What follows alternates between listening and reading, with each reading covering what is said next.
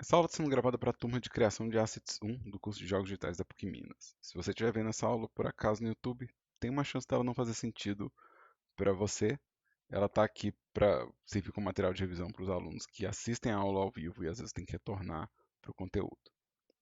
Como essa aula faz parte de um playlist, talvez vendo os vídeos da playlist na ordem faça um pouco mais de sentido, né? A gente está preparando aqui para modelar os nossos objetos, né, para jogo, né? E aí eu estou fazendo aqui a estrutura de um aviãozinho aqui, eu, na aula anterior, para poder falar sobre as características de transformação, de rotação, escala, né? Eu fiz esse corpinho da nave aqui.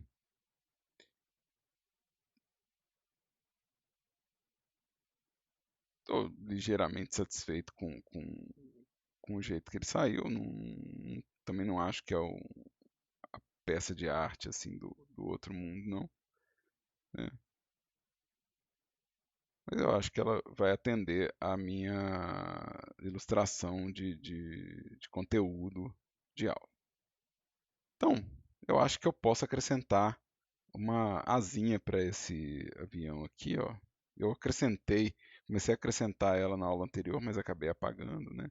Então, eu vou criar aqui um objeto cúbico, né? Eu vou acrescentar um objeto cubo, que vai ser a minha asa, né? Então vou pôr aqui aircraft wing, né? E vou copiar isso aqui e colar aqui, porque como a gente combinou, a gente vai estar com tudo nomeado, né? E como eu disse, se eu mudar as coisas no modo objeto, as coisas de tamanho e rotação, né?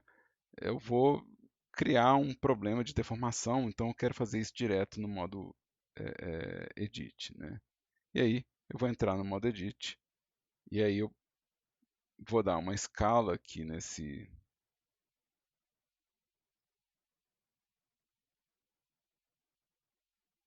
cubo. Vamos colocar ele mais ou menos na distância que parece correta de acordo com a minha referência aqui, ó. Vou colocar ele mais ou menos na distância que é correta. E vamos colocar aqui uma escala em X aqui, ó. Lembrando que a minha asa, ela provavelmente vai ser feita, na verdade, de três partes, né? A gente viu isso também lá atrás, né? Então, eu talvez queira fazer essa peça aqui primeiro, né? Tipo, eu lembro que eu até fiz um estudo de estrutura, né? Lá no GIMP. A gente tem esse estudo de estrutura ainda aqui, se eu não me engano, né? Então eu fiz um estudo de estrutura dele aqui. E aí eu vou tentar mais ou menos seguir esse estudo de estrutura aqui. Eu vou pegar inclusive essa imagem no modo objeto aqui e vou puxar para a gente poder ver melhor, né? E provavelmente eu vou querer cortar isso aqui, mais ou menos nessa parte aqui, para poder fazer separadamente essa ponta da árvore não, da asa, né? E eu vou fazer um outro corte aqui, talvez. Deixa eu ver. Acho que pode ser assim mesmo. Vamos fazer continuar puxando em X. É, vou vir aqui de lado e fazer uma escala em Z para poder afunilar isso aqui. Eu posso fazer um corte aqui no meio para arredondar, né? As asas geralmente elas têm um aspecto arredondado aqui, então vou fazer um grab em Y aqui para ela poder ter esse aspecto ligeiramente arredondado. E eu devo fazer também um outro corte mais ou menos nessa direção aqui, para fazer com que essa beirada da asa aqui, ó, vista de topo, né, ela também tenha um pouquinho dessa curvatura aqui, né, ou seja, ela não seja tão quadrada, né. Então, com isso aqui, talvez eu consiga fazer uma asa talvez um pouco mais interessante, né, um pouco mais dinâmica, né. Aqui eu vou criar uma nova peça, né, que vai preencher esse espaço aqui, né? Então, eu posso fazer isso simplesmente duplicando uma peça que eu já tenho, não preciso fazer uma peça do zero, né? Então, posso só pegar essa daqui, duplicar ela, vamos colocar ela em X aqui, eu quero ela um pouco afastada da outra peça para cá, né? E eu vou pegar ela e ajustar aqui com o Grab, para fazer uma beirada de asa aqui, né? Faço aquela ponta animada. Aqui eu vou fazer uma duplicata, porque eu quero ela igual do outro lado.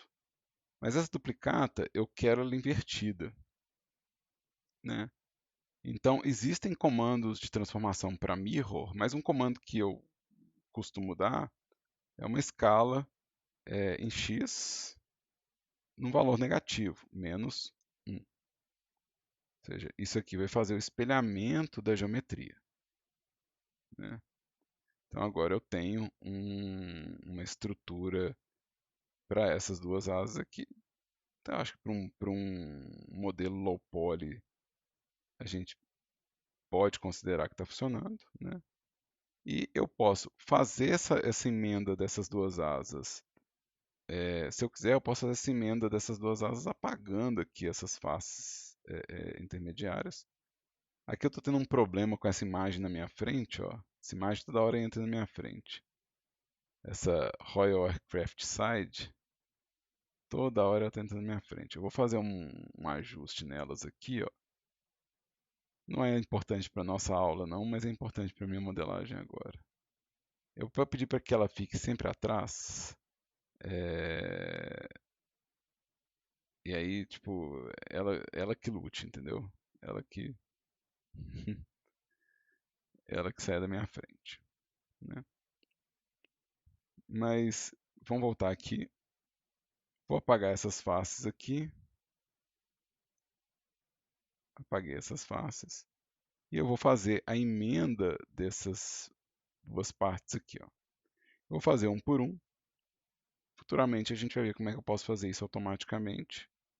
Mas eu acho que agora no começo do modelagem é importante que você faça manualmente as coisas para você entender a superfície que você está criando para quando você aprender a versão automática de um comando, você perceber se ele está fazendo o que você faria, né, ou se ele está só gerando uma geometria estranha, né? Então,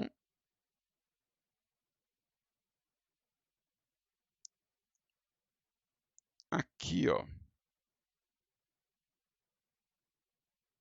eu tenho a minha asa com aquele vãozinho que a gente viu na imagem, né? Ou seja, tem esse vãozinho aqui.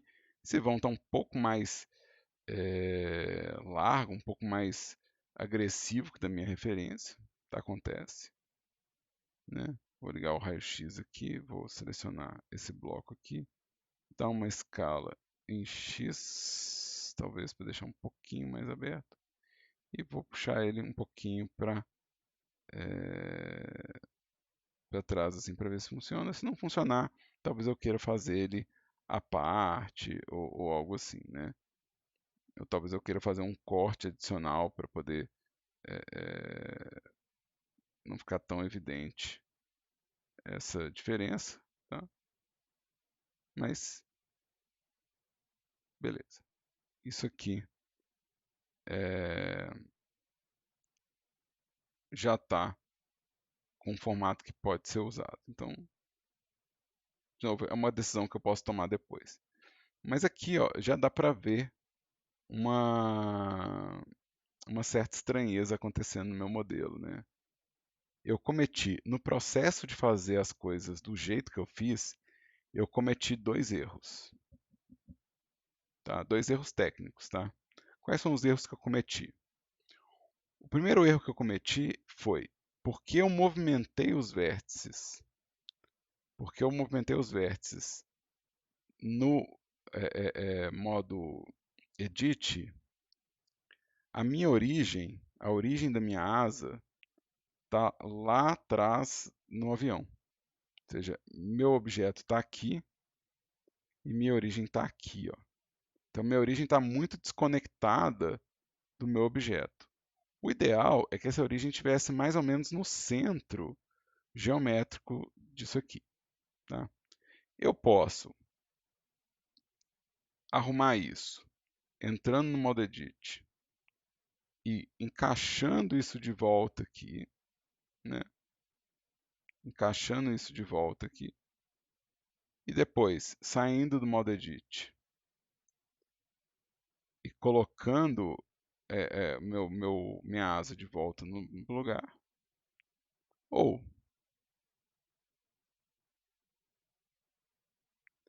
eu posso usar os comandos de ajuste de origem.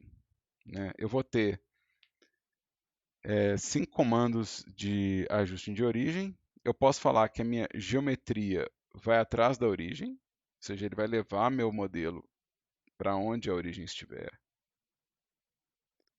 Eu posso falar